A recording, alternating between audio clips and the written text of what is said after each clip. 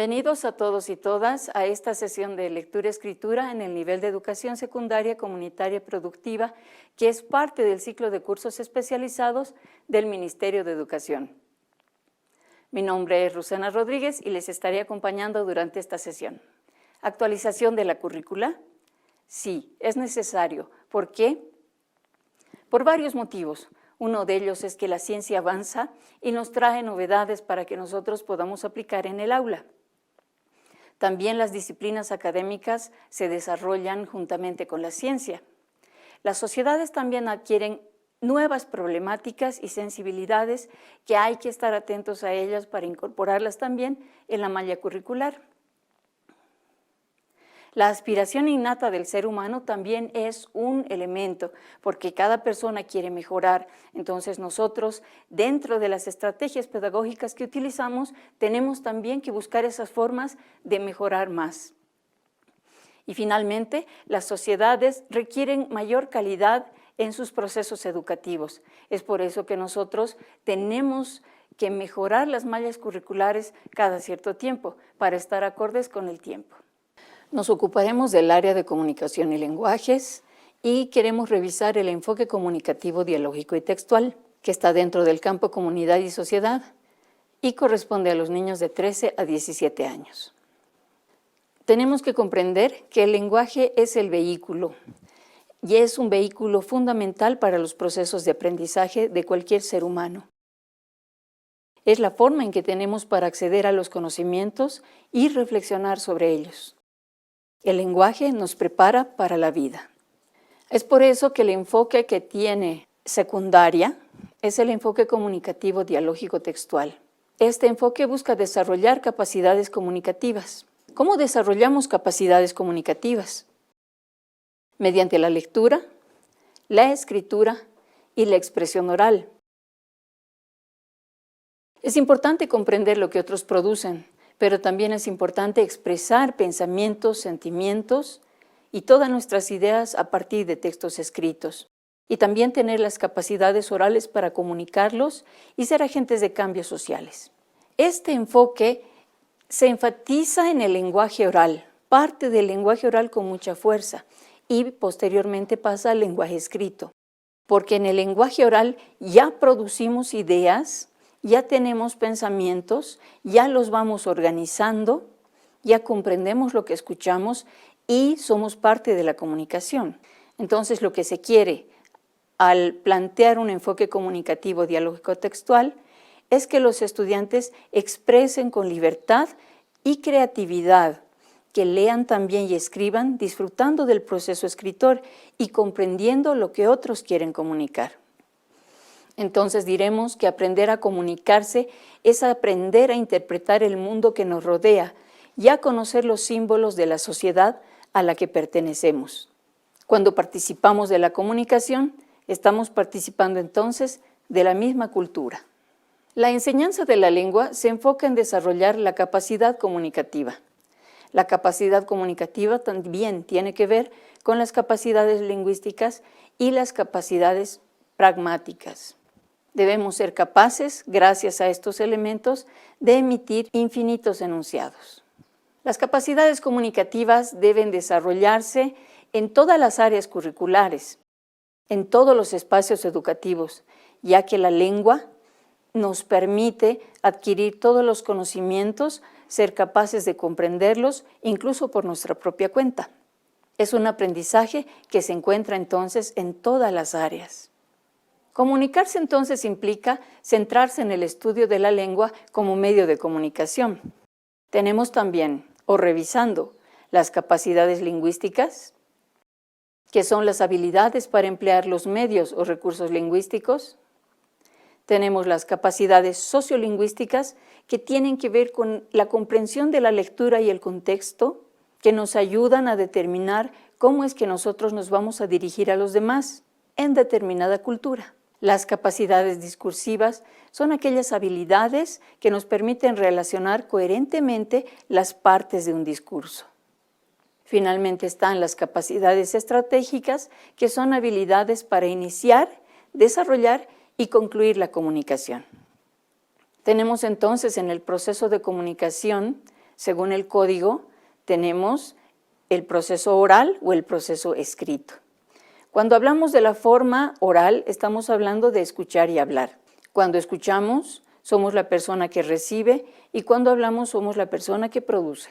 De la misma forma en la forma escrita. Somos receptivos cuando leemos, pero somos productivos cuando escribimos. ¿Cómo enseñamos las capacidades?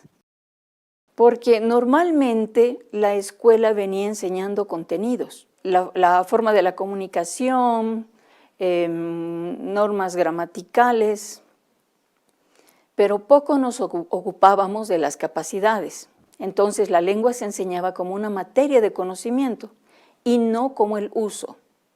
Aprendíamos ortografía, morfosintaxis, léxico, había que conjugar todos los verbos de memoria y en realidad solamente aprendíamos gramática. Hay mucha diferencia entonces cuando hablamos de desarrollar una capacidad y comparar anteriormente el avance de tema, que en la memoria a corto plazo duraba muy poco, ya que se olvidaba casi inmediatamente, los conocimientos no eran significativos. En cambio, cuando ahora generamos capacidades, la memoria a largo plazo guarda esos conocimientos que perduran en el tiempo y sirven para la vida diaria, son útiles. En secundaria, normalmente debemos empezar siempre comunicándonos con textos completos, pero por cuestiones didácticas también podemos separar por pequeñas habilidades. Si nosotros practicamos estas pequeñas habilidades luego de partir de un texto, siempre podremos hacer que los estudiantes las vayan aprendiendo de a poco, ganando de a poco, mejorando, y cuando tengan que juntar todo el bagaje, van a tener una buena comunicación. Estamos hablando de siempre empezar con la expresión oral, siempre comenzar con textos completos, ya sean orales, ya sean escritos, incluso pueden ser imágenes, lectura de imágenes. Estamos hablando que los niños pueden aprender a producir textos, que pueden aprender a comprender lo que leen con unas estrategias que les podemos enseñar. Para ello es importante que tengan velocidad lectora, que tengan fluidez lectora, pero también es importante que vayan aprendiendo las normas ortográficas y que vayan ganando también vocabulario. Pero un elemento importante que se distingue en secundaria, que también nosotros hacemos análisis literario, que nos permite hacer un análisis profundo de la lengua y que nos permite reflexionar y filosofar sobre ella. Estas habilidades básicas de la lectura y escritura estarán apoyadas en las dimensiones del ser, saber, hacer, decidir. Todas ellas podrán ser trabajadas como un todo, la comunicación, pero también como partes, aprendiendo pequeñas estrategias. Entonces estamos hablando que no avanzamos tema, no avanzamos lección. Lo que ahora hacemos es planificar para que los estudiantes puedan ganar estas capacidades, cualidades y potencialidades. Las capacidades tienen que ver con este conjunto de condiciones que le permiten aprender todo lo que está a su alrededor. Es intelectual, es un proceso intelectual. Este conjunto de condiciones entonces se dan en el cerebro. Por eso son individuales y son naturales e innatas. Las capacidades se desarrollan en los conocimientos y las habilidades. Tiene que ser práctico, ellos tienen que poder practicar. Como las capacidades son innatas, son intelectuales y parten del cerebro de cada estudiante, cada uno de ellos revelará diferencias. Hay estudiantes que muy rápidamente podrán hacer un análisis literario, pero hay otros que les costará un poco más.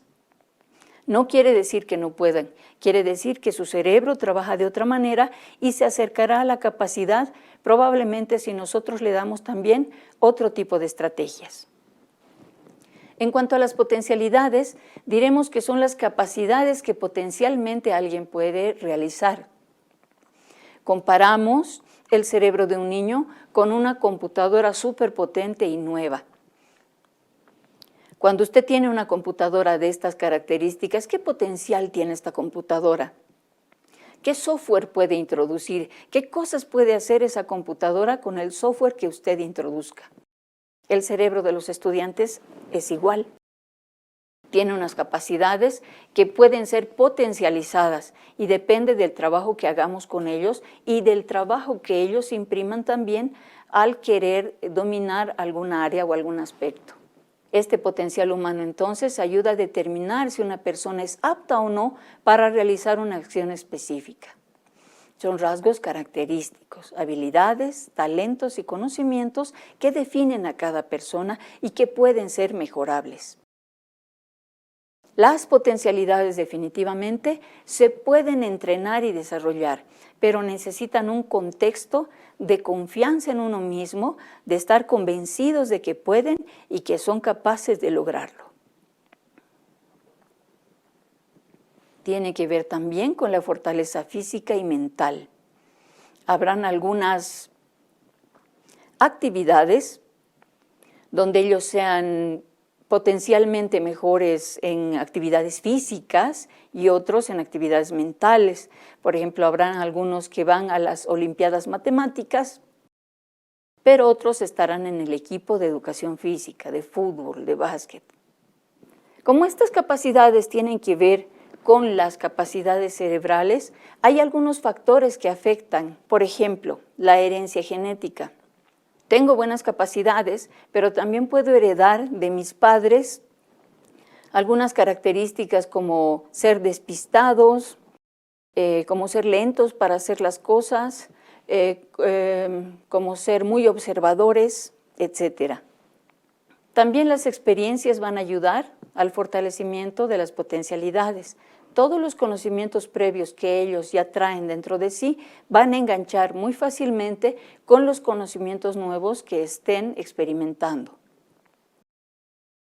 También la calidad de las relaciones es importante porque la calidad de relaciones le va a dar una estabilidad, una seguridad y una emocionalidad en que él sí va a poder concentrarse en estas potencialidades. Lo propio las capacidades físicas, si él está enfermo, si ella tiene algún problema físico, entonces tendrá que afrontar o tendrá que buscar otras formas de lograr sus capacidades. La educación que tiene cada estudiante, cada niño, cada niña, que viene desde atrás, también va a fortalecer todas las nuevas potencialidades a las que se vea sometido. Las relaciones personales e interpersonales también hacen ese contexto que le permite tener paz, tener tranquilidad para enfocarse en lo que quiere desarrollar. Finalmente, la alimentación es un elemento bastante importante porque va a definir el momento en que él esté asimilando nuevos conocimientos, nuevas habilidades. El cerebro va a determinar si los acepta o no, si está bien alimentado o no lo está. Finalmente tenemos las cualidades. Es nuestro sello personal. Si bien las capacidades nos dicen qué es lo que podemos lograr y las potencialidades nos dicen hasta dónde podemos llegar, las cualidades son más particulares. Son la esencia de cada persona, son esas características que nos distinguen. Por ejemplo, si dijeran su nombre, en mi caso, si dicen Rusena, las personas que me conocen van a poder decir, es terca, pero le gusta hacer las cosas hasta acabar. Y empezará a dar una serie de calificativos que son mis cualidades. Es mi manera de ser. Pero estas cualidades pueden ser innatas, pueden ser naturales, pero también pueden ser aprendidas. Cuando, por ejemplo, papá o mamá son muy desesperados, quieren las cosas muy rápido, estamos transmitiendo esa forma de ser a nuestros hijos y ellos también serán desesperados para conseguir las cosas, no tendrán paciencia. Pueden ser nerviosos porque ven a sus papás nerviosos, impacientes. Pueden aprender la tranquilidad de papá porque él es muy tranquilo cuando las cosas no salen bien y las resuelve con esa misma tranquilidad. Los estudiantes, los hijos aprenden estas cualidades y se hacen parte de ella. Como ejemplos tenemos la paciencia, la honestidad, el respeto, la adaptabilidad, la persistencia y muchos otros más. Tenemos el ejemplo, la niña está pensando que quiere aprender robótica y ella dice que su cerebro sí tiene esa capacidad, puede hacer algo, puede aprender. Se emociona Cuando se emociona y se pone metas, hay una fuerza interna que la lleva para adelante, entonces ella va a trazar un plan para lograrlo. Y también va a ser capaz de realizarlo, va a decir hasta dónde quiero llegar. Se plantea, se da cuenta que puede estudiar robótica porque tiene la capacidad, se emociona, hay una fuerza interna que le dice sí quiero hacerlo y va a trazar un plan para llegar hasta el lugar donde ella decida llegar. Estamos hablando de que tiene la capacidad, de que sus cualidades hacen que ella tenga esa fuerza interna y las potencialidades le dicen que sí va a ser capaz de lograr todo lo que ella quiere. Es importante entender en la neurodidáctica, en la neuroeducación, que estos procesos en el cerebro pasan todos juntos. La emoción, el ponerse en marcha, el pensar, el planificar, todo ello ocurre simultáneamente. Hay algunas teorías como las inteligencias múltiples o la forma favorita de aprender de una persona. Cuando dicen, a mí me gusta aprender cantando, a mí hablando, a mí me gusta aprender leyendo. Esa era una teoría que se tenía, pero que se está desechando. Sí es interesante saber que hay varias rutas de aprendizaje, pero todas las personas utilizamos todas esas rutas. No hay una persona que sea kinestésica, que aprenda haciendo solamente. Puede ser su favorita, pero siempre va a implicar otras áreas del cerebro. Lo más importante del cerebro es habernos dado cuenta con la investigación que si el cerebro aprende haciendo, aprenderá mejor y no se olvidará. Entonces, ¿cómo trabajamos en comunicación y lenguajes estas capacidades en secundaria? Empezaremos repitiendo que deberíamos desarrollar cada componente. Habíamos dicho que la comunicación tiene varios componentes por los que funciona. La expresión oral, la comprensión lectora, que implica una fluidez lectora, que implica unas estrategias de comprensión lectora, también unos niveles de preguntas que nos van a ayudar a entender con profundidad lo que estamos leyendo. Podemos también adquirir técnicas de estudio para comprender lo que leemos. Podemos adquirir vocabulario, darnos cuenta de cómo funcionan las oraciones, los párrafos, la sintaxis. También podemos practicar algunas estrategias como lo son las falacias en textos científicos, que van a hacer que ellos no se desvíen de su meta con información que puede ser falsa o confusa. Y finalmente está el análisis literario. También tenemos la producción de textos. En la producción de textos podemos producir los textos propios. Es necesario practicar también la letra para que los demás comprendan lo que estamos escribiendo, que evidentemente día a día en la actualidad es menos probable porque ya todos utilizan la computadora o el celular. También en la producción de textos trabajaremos de manera consistente la ortografía de letras, literal, los acentos, ortografía acentual, y los signos de puntuación, la ortografía puntual. Nada de esto se puede trabajar, como lo dijimos desde un principio, como un contenido. Tiene que ser el resultado de que yo he producido un texto, de que yo he leído algo, me ha interesado y he dicho, está bien, yo quiero producir mi propio ensayo. Y se da cuenta que hay unas normas para producir este ensayo, que si lo va a hacer a mano la caligrafía tiene que ser buena, que la ortografía tiene que estar impecable. Entonces se empieza a preocupar y dice, bueno, entonces, ¿cómo es que se acentúa? ¿Cómo es que se maneja la coma, el punto? ¿Cuándo es punto final? Cuando el estudiante tiene esas preocupaciones, es válido recién en ese momento que usted pueda practicar con ellos estos elementos. Cuando hablamos de la expresión oral, estamos hablando de que usted va a empezar con los estudiantes con actividades sencillas. Los adolescentes son bastante tímidos, aunque ellos saben que tienen las capacidades, pero también saben que tienen un contexto muy cruel, que se va a burlar de ellos probablemente. Entonces no se animan a hablar.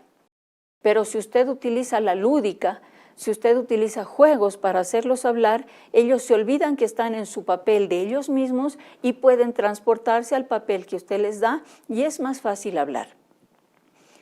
Fíjese los ejemplos, pueden escenificar un cuento, pueden hacer juegos de roles, donde cada uno de ellos sea un personaje, pueden hacer una ronda de chistes, pequeñas entrevistas, ser presentadores de noticieros. Si usted va jugando con ellos, ellos poco a poco van a tener la confianza y la soltura de enfrentarse a públicos más complicados y a textos orales más grandes, más largos. Diremos que en los textos orales tenemos dos tipos de textos orales, los autogestionados y los plurigestionados.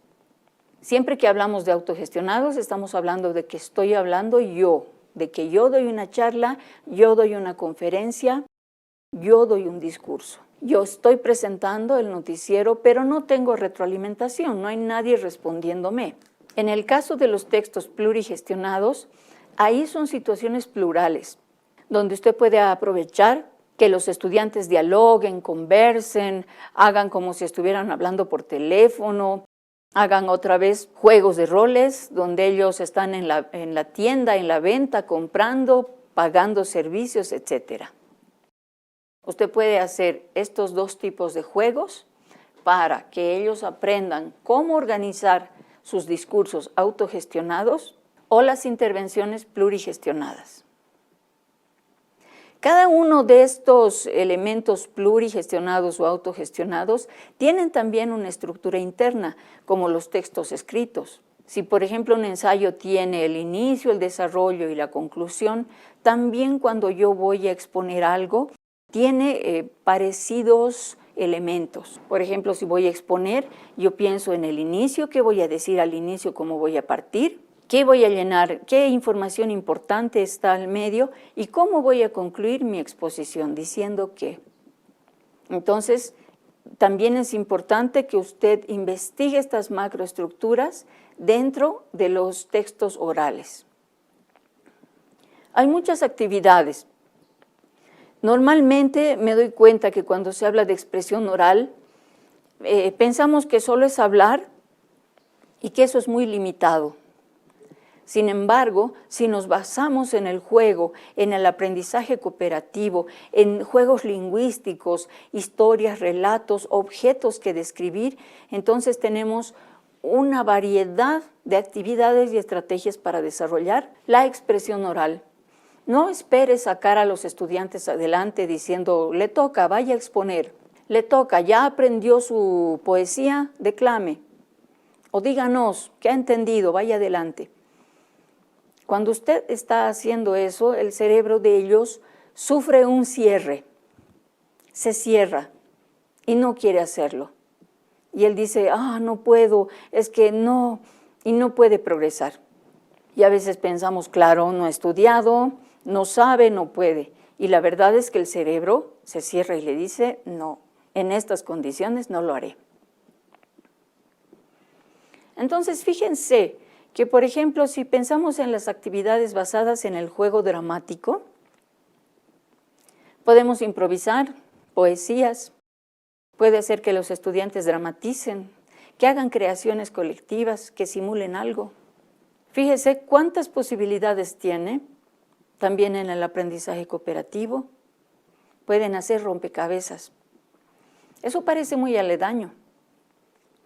Pero lo que queremos es que como juntos están resolviendo el rompecabezas, tengan una interacción de respeto, de consultas, de no reírse de la opinión de los demás. Entonces ahí se va configurando el aprendizaje cooperativo en la expresión oral. Lo mismo en la interacción grupal, ahí usted puede buscar estrategias y hacerles jugar. Juegos lingüísticos, que hay un montón, adivinanzas, juegos de mesa, actividades basadas en respuestas también, lluvia de ideas, solucionar problemas, etc.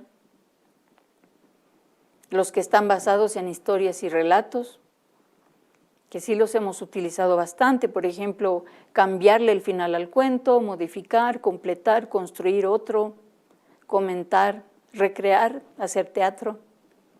Cuando nos basamos en objetos, sonidos, imágenes, entonces podemos decirles a ellos que identifiquen, que expliquen, que imaginen qué otra cosa puede ser, o darles algo raro, una parte de alguna maquinaria y decirles, ¿para qué crees que sirve esto? Y tienen que desarrollar. Los que se basan en la comunicación formal, y ahí usted tiene que ver cuáles pueden ser esas situaciones en las que los estudiantes prontamente dejando el colegio, la escuela, ellos se van a ver frente a estas situaciones, conferencias, asambleas, debates, discursos, mesas redondas, reuniones de la junta vecinal, etcétera, etcétera. ¿Cómo son esos discursos? Tienen que construirlos y saber que también tiene ciertas partes. Actividades basadas en géneros periodísticos también. Eso les gusta mucho cuando tienen que salir a entrevistar, hacen sus propias preguntas, luego vuelven y hacen cuñas radiofónicas, hacen noticieros y los presentan delante de todos los amigos. Es bastante divertido. Textos literarios también no pueden quedar por fuera.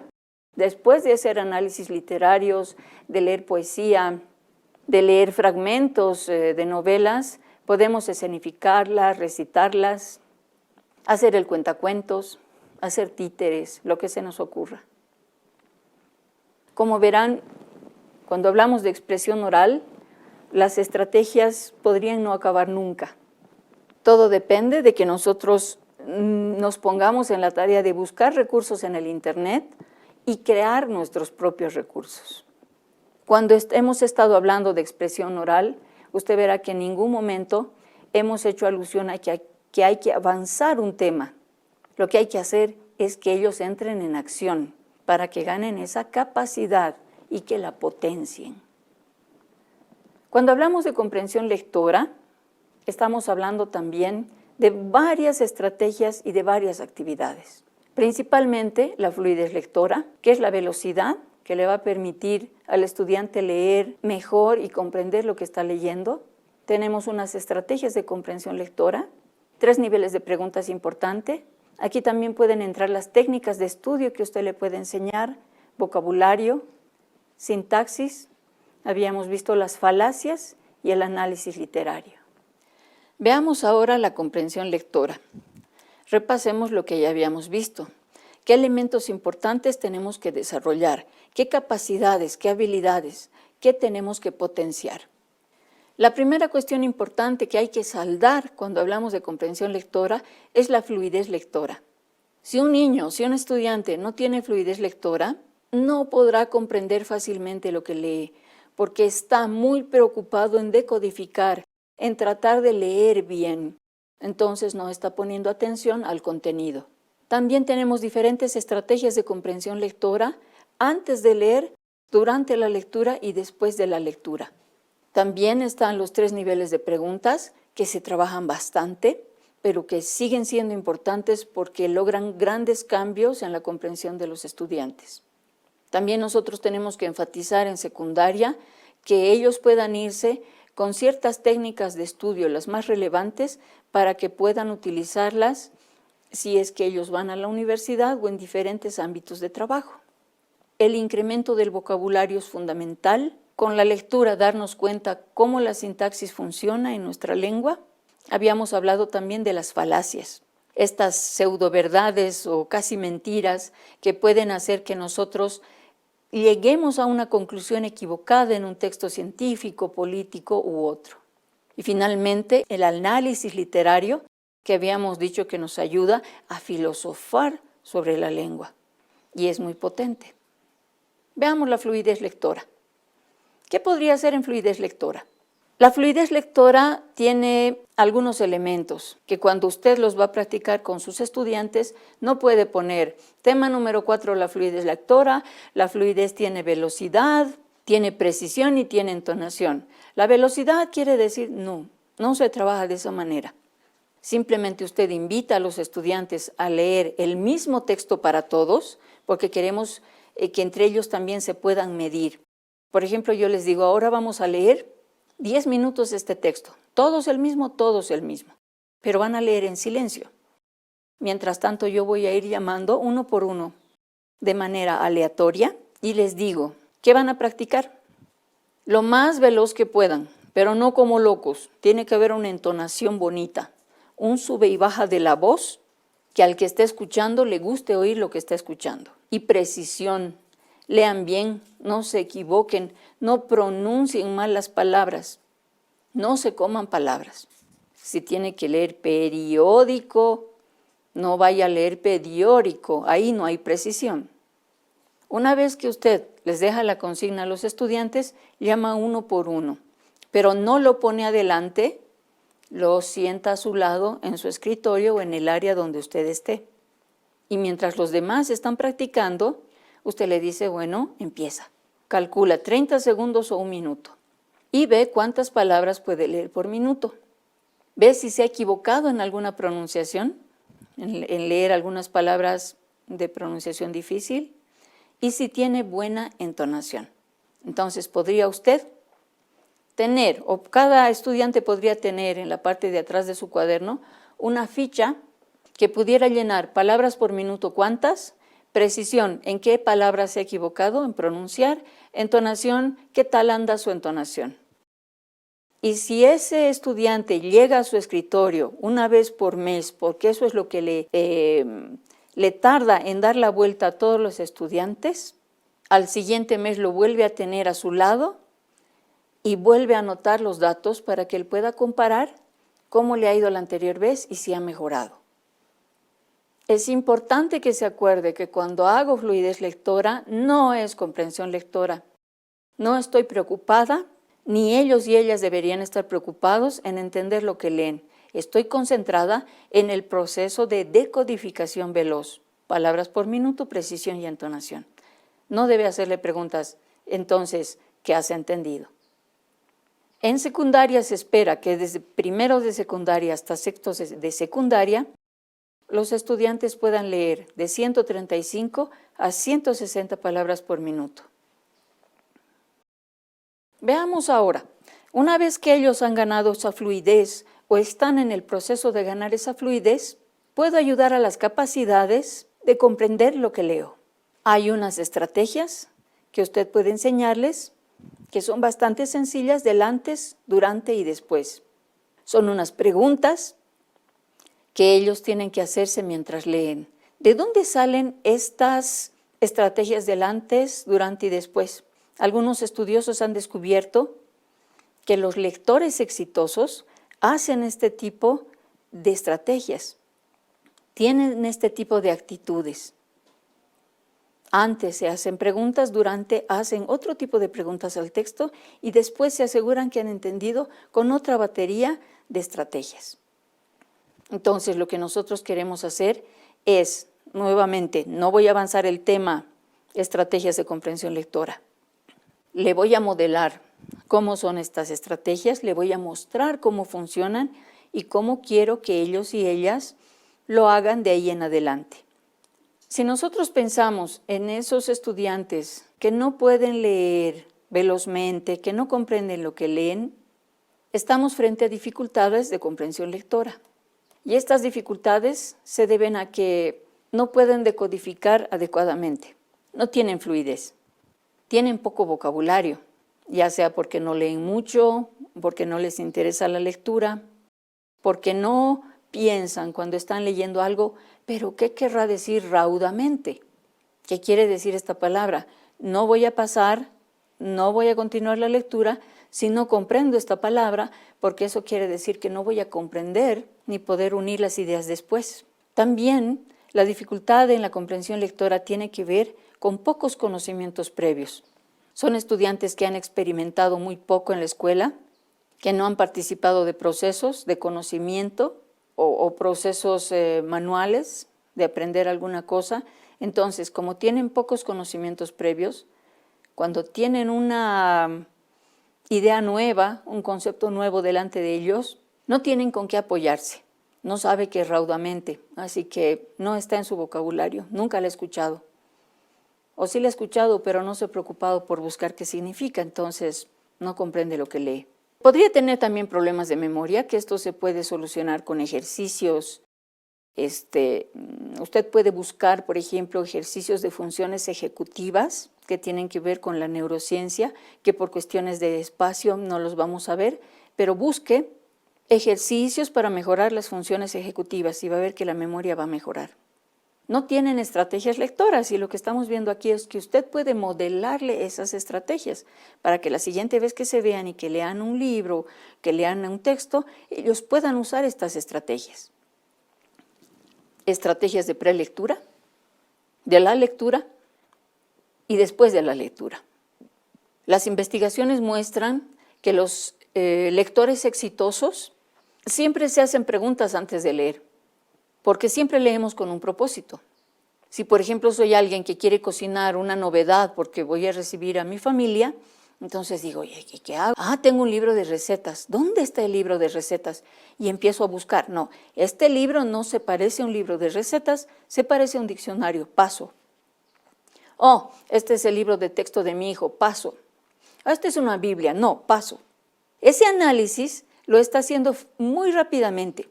Cuando en primaria los maestros y las maestras preguntan, ¿y cómo es este texto? ¿Y tiene imágenes? ¿Y es grande o pequeño? Es justamente por eso, porque en muy poquitos segundos el cerebro hace esa búsqueda y dice, aquí está mi libro de recetas.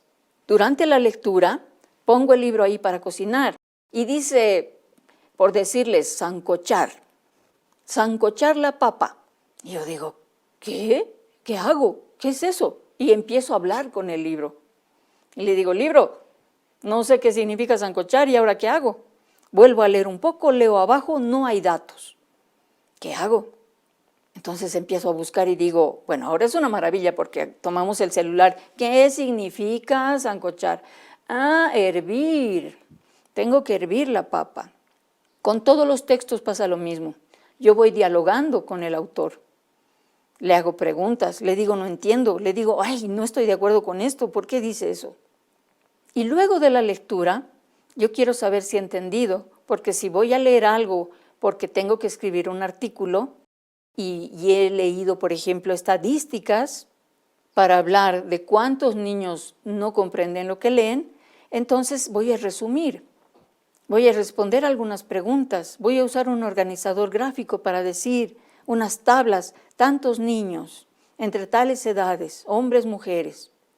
Entonces, después de la lectura, depende de lo que yo estaba buscando, voy a utilizar también algunos ejercicios para ver si he comprendido lo que he leído.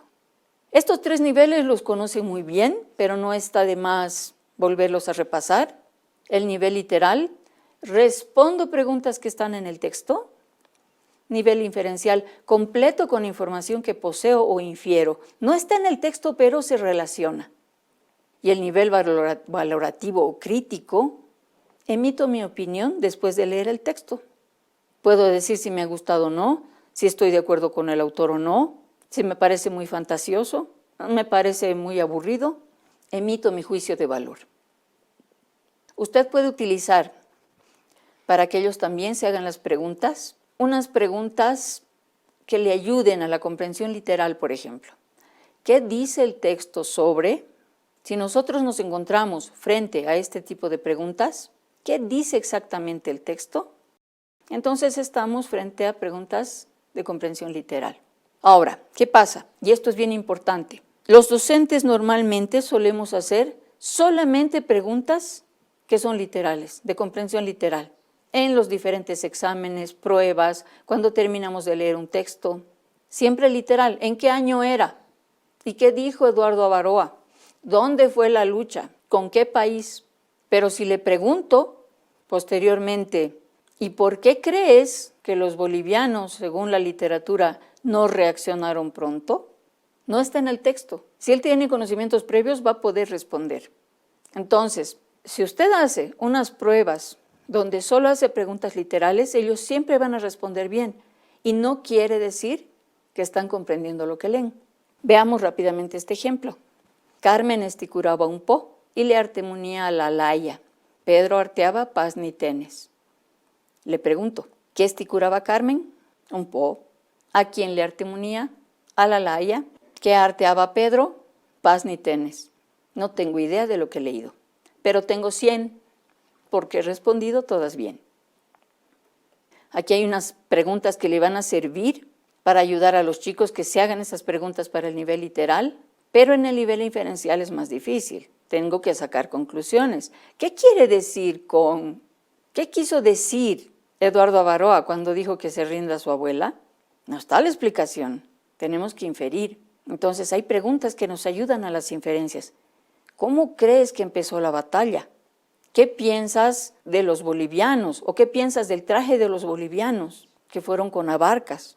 ¿Con qué objetivo crees que Eduardo Abaroa gritó lo que gritó?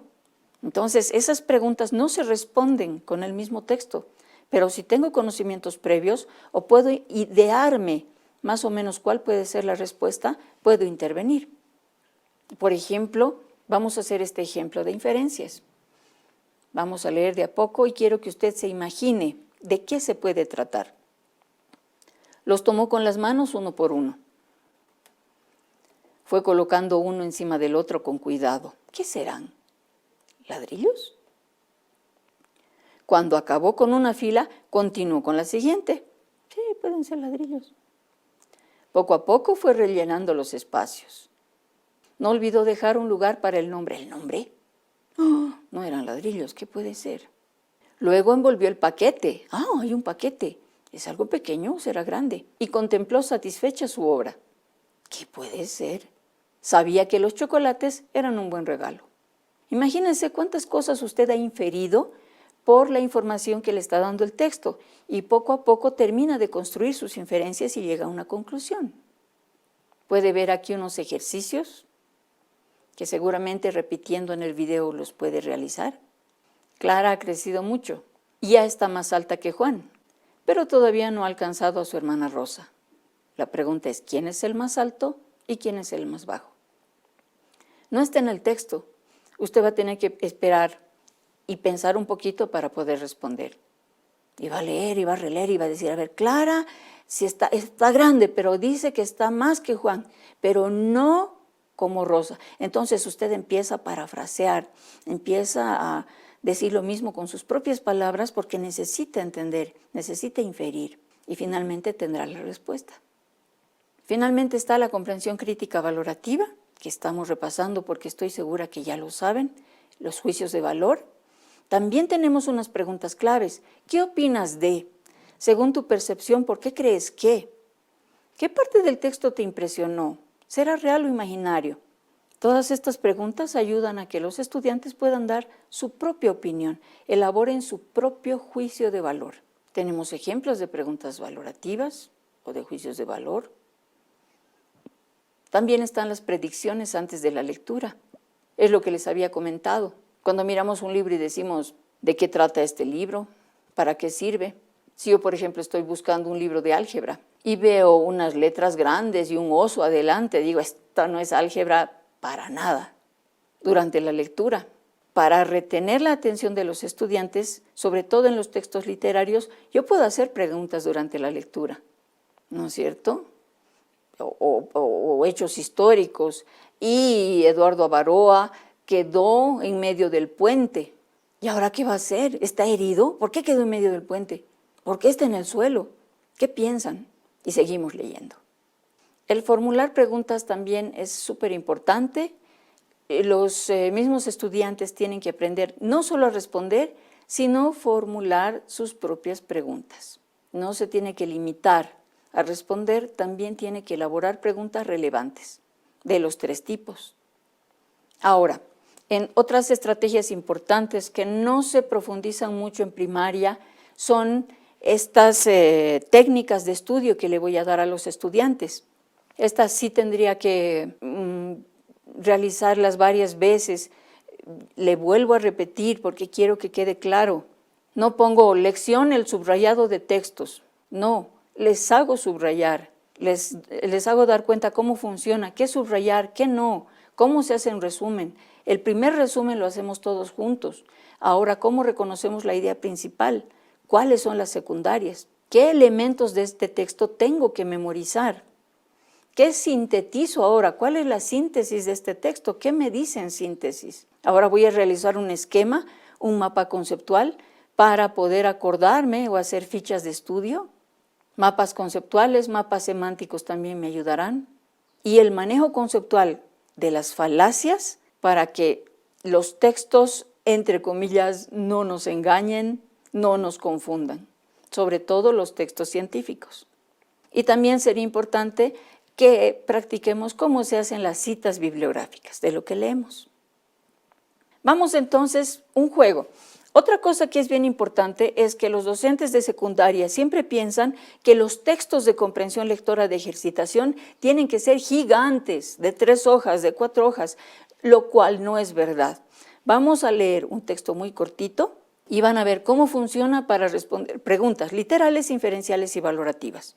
Felipe cantó por la mañana, pero su canto no le gustó. Preguntas literales. ¿Quién cantó por la mañana?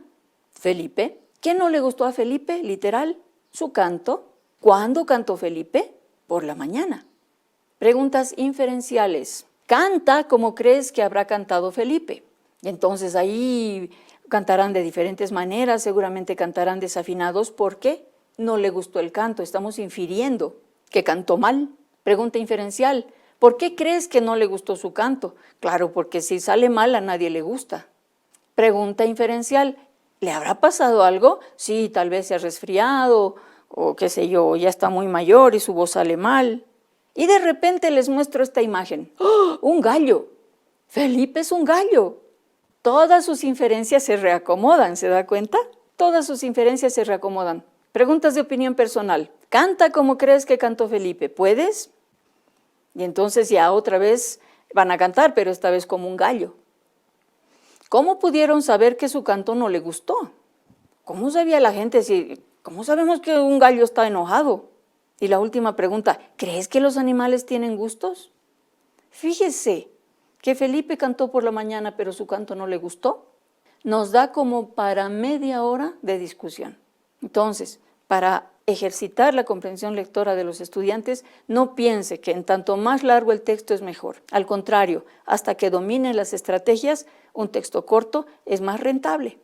Ahí repasamos las técnicas de estudio que ya hemos visto, planificar, subrayar, elaborar esquemas. Cada uno de estos tendría que tener un espacio donde usted elabore estas técnicas con los estudiantes. El vocabulario también tiene que ser intencional. Y le tengo una mala noticia. En Latinoamérica habrá apenas un diccionario que sea elaborado con fines pedagógicos para estudiantes. Cuando les pedimos un diccionario escolar, lo único que les estamos pidiendo es una abreviación del diccionario grande. Si usted se fija las definiciones, cómo están acomodadas las palabras, etcétera, es igual que el diccionario grande. No está didactizado. Entonces, cuando yo le hago buscar algo al estudiante, normalmente, cuando se enfrentan a dícese de la persona que, ahí ya perdió, porque dícese, eso no lo utiliza nunca. Entonces, no comprende, él copia, le entrega la tarea del vocabulario, pero no sabe qué significa. Lo que usted tiene que hacer con palabras, y sepa usted que tiene que lograr que los estudiantes aprendan de 10 a 12 palabras nuevas por semana. Si usted logra que las utilicen, que las aprendan, va a ver que esos conocimientos previos, cómo van a estar listos para la siguiente y la siguiente. Conversen entonces sobre el vocabulario, saquen esas palabras de la lectura que no han comprendido y puede ponerlas en otros contextos, raudamente. Si dice, y se fue raudamente, yo les digo, ¿qué piensan que significa? Asustado. Ok, yo voy a hacer otra oración con raudamente. Todos saldremos raudamente al recreo porque tenemos prisa. Voy a hacer otra. Y raudamente corrieron por la calle. Entonces ellos empiezan a dar cuenta. Tengo que usar las palabras. Después las puedo definir, pero primero las voy a usar. También hay juegos de vocabulario como el juego Stop. Nombre, apellido, animal, ciudad y cosa se debe acordar. Use las familias de palabras para que ellos cuando vean una palabra de alguna familia ya se acuerden el significado. Sinónimos, antónimos y homónimos también en forma de juego. Es más significativo que hacer listas de listas, que ellos lo hacen automáticamente sin saber lo que están haciendo. Es necesario también Trabajar el lenguaje convencional. Siempre, siempre los docentes preguntan, todo muy lindo, pero ¿qué momento mejoran su ortografía? ¿Qué momento empiezan a poner mayúsculas y puntos donde se debe? También hay un trabajo lúdico que se puede hacer. Busque, también le voy a dejar un listado para que lo vea. En la ortografía puede trabajar la memoria fotográfica. Ya no queremos deletrear la palabra para saber si es llana, aguda, no. Lo que es, vamos a jugar unos juegos de cartas, por ejemplo, donde doy vuelta a la carta, tengo que mirar la palabra y cuando me la quitan tengo que deletrearla de adelante para atrás. Por ejemplo, la palabra ortografía. O-R-T-O-G-R-A-F-I-A. Ahora la tengo que mirar en mi cabeza y deletrearla al revés. A, I, F, A, R, G, O, T, R, O. ¿Algún acento? En la I. Memoria fotográfica. Vocabulario también por relaciones, lo que acabamos de hacer. Hago varias oraciones con la misma palabra hasta que se den cuenta. Sintaxis. Ejercitación con sentido. Si usted utiliza un texto, sígalo utilizando para vocabulario, sígalo utilizando para sacar oraciones y vean la sintaxis de las oraciones. Siga explotando el mismo texto. Y morfología también lo va a lograr por comparación, ¿no es cierto? Si usted quiere que ellos aprendan las declinaciones verbales, por ejemplo, hágales hacer tareas diferentes. Por ejemplo, vayan a ver en qué terminan los verbos y cuáles terminan igual y háganme un listado. Ellos van a volver, todos estos terminan con O. Siempre terminan con O, la mayoría. ¿Y quién utiliza? Uno mismo, yo. ¿Cómo así? Mire, por ejemplo, yo como, yo tomo, todos terminan en O. Si yo les hago hacer este tipo de ejercicios de análisis, sin decirles, necesito que la primera persona, indicativo, singular, cuál es la... nada de eso. Simplemente este tipo de ejercicios y cuando ellos digan, recién usted puede, si quiere, darle nombre y apellido a lo que han descubierto. Falacias. Esto es bien interesante porque cuando ellos tengan que hacer sus tesis, tesinas, monografías, etcétera, depende de lo que estudien, el que ellos conozcan las diferentes falacias les va a ayudar. Ustedes saben que las falacias son esos argumentos erróneos que alguien utiliza para tratar de convencernos de algo, o en el peor de los casos para engañarnos. Pero son errores de razonamiento, ¿no es cierto? Es como cuando, hasta ahora el tema de las vacunas sigue siendo bien complicado, y alguien dice, mi tía se ha hecho vacunar, ahora tiene un problema en la vista. Una amiga cercana que tengo, lo mismo. Y ahora el esposo de la prima. Toditos mal de la vista, es la vacuna. Entonces uno se pone a pensar, ¿será? Pero somos millones que ya nos hemos puesto la vacuna y él está haciendo una prueba incompleta de 3 personas y está generalizando. Puede ser que no sea verdad. Ahí hay una falacia de prueba incompleta. Y como usted puede ver aquí en el texto, están las falacias más importantes. Y también le estoy dejando, si puede ver, 2 QRs. Son 2 videos hermosos en YouTube que están dosificados para estudiantes, donde les van a enseñar falacias de una manera muy divertida. Aquí tiene algunos ejemplos. La falacia de petición de principio, de argumento ad hominem, argumento ex populo. Y todos tienen un nombrecito, entonces tienen que fijarse de qué se trata. ¿Cómo funciona esa falacia? ¿Cómo pretenden engañarnos? ¿O cómo la misma persona que la utiliza se está autoengañando? Finalmente, me gustaría ver esto de la literatura. Me interesa mucho ver este trabajo de literatura que por momentos lo hemos dejado de hacer por buscar otras posibilidades de trabajo en lenguaje. Pero trabajar la literatura es muy importante. Ahora les voy a contar algo histórico. Cuando las personas que han ideado, los literatos que han ideado ya desde los 60s, han dicho así vamos a hacer un análisis literario con los docentes. ¿Para qué? Para que ellos tengan todo esto en mente, puedan entrar al aula y puedan empezar a hacer muchas preguntas y a ver muchos elementos. El título, el asunto, el argumento, tema central, secundarios, la acción dramática, la estructura y tal, personajes. estaba dosificado para que el docente lo comprenda. Pero ¿qué hizo el docente de literatura? Llevó el mismo esquema y les hizo hacer a los estudiantes. Es por eso que no funciona. Le han dado este esquema a usted para que usted tenga unos elementos de hacer pensar a los estudiantes. Y teníamos que hacer cosas así largas, ¿se acuerda? Dedicatoria, introducción, los datos bibliográficos, luego del autor, el análisis ideológico, el análisis estilístico. Y entonces el chico se pierde y no sabe lo que está buscando. Entrega un mal trabajo o entrega un buen trabajo porque está en el internet listo para entregar, ¿no? Y los textos que utilizábamos ya son bastante antiguos, que no corresponden a las realidades. En producción de textos orales y escritos, también, por favor, no es un tema para avanzar, sino son ideas para desarrollar. Inicialmente siempre empiece por cosas pequeñas, que inventen cuentos, chistes, microcuentos. Es una maravilla. Busque usted la didáctica de los microcuentos y se va a encontrar con un montón de estrategias para desarrollar, ¿no? Puede ser prácticas chiquitas. Inventemos un aviso exagerado, descabellado. Ejemplo, se necesita un contador de profesión para contar las pulgas de un perro pulgoso. Gatos, abstenerse.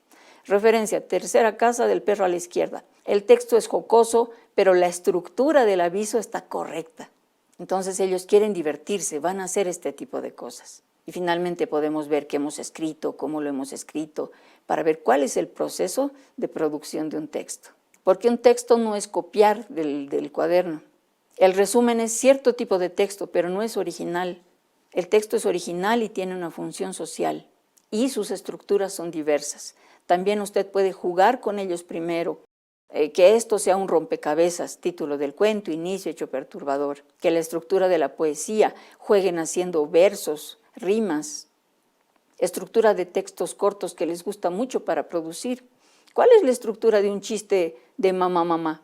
La estructura de era tan, pero tan, ¿no? Y usted se va a morir de risa cuando terminen ellos de producir sus chistes. Tienen una creatividad que no sabemos explotar. Haga mucho calentamiento, porque si les dice directamente, bueno, vamos a hacer un poema, invéntense, no les va a ir bien. Juegue mucho primero. Describa cosas, narre cosas cortitas, haga que ellos narren, describan objetos, animales, su objeto favorito. Aquí tiene algunos elementos para que ellos consideren en la descripción, en la narración también. Metáforas, trabaje metáforas. Ejercicios, tus dientes son de perla, tus cabellos de ébano, tu perla en tu boca, el ébano alborotado por el viento. Ahora dígales los 5 sentidos, hagan una metáfora. ¿Qué serían las manos? ¿Qué serían los ojos? Dedíquenle a alguien un poema de amor, pero con puras metáforas. Aquí hay un montón de ejemplos, comparaciones también. Blando como un colchón de esponja, invisible como una. Y ahí los chicos se van emocionando y quieren hacer este tipo de ejercicios.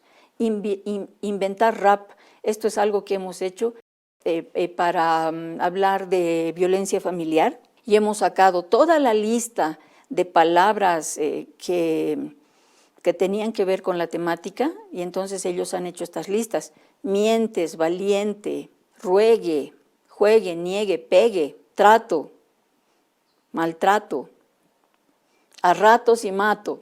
Algunas eran para rimar. Entonces cuando tenían todo esto hemos puesto una pista musical y ellos trataban de hacer la rima, ¿no es cierto? Por ejemplo, en trato, maltrato, a ratos y mato. Miraban un momento, la música tocaba de fondo y ellos estaban, y por ejemplo decían algo, no me gusta tu trato, me parece un maltrato y sufro a ratos, mejor no me mato, algo así. Entonces estas cosas son súper potentes para desarrollar estas habilidades. Aquí tienen más ejemplos, ¿no? Son los diferentes ejemplos que han hecho los chicos.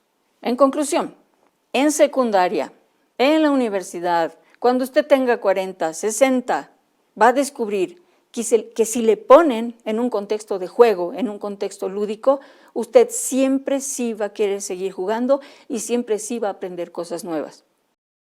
Así que usted aproveche el juego, la didáctica del juego, para poder hacer que ellos aprendan estas cosas que parecen aburridas. Y yo le aseguro que las van a aprender mucho más rápido.